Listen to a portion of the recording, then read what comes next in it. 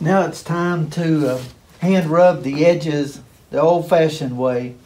What I'm going to do is dampen the edge with this sponge. I've got my sponge loaded with water.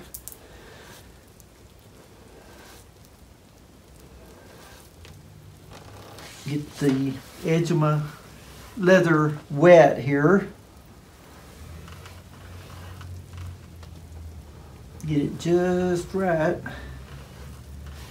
Now, I've got this burlap bag that is loaded with tallow. And what I do is rub in one direction.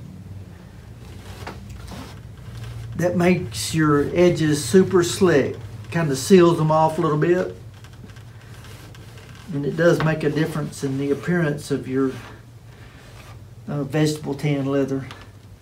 Seals that off and actually helps it, I think, to last longer, and especially helps the appearance and finish.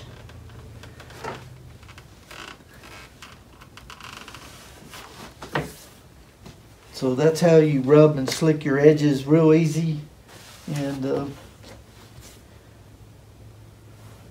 looks real nice. So that's a little tip on slicking your edges up and smoothing the grain down on your leather, vegetable tan leather.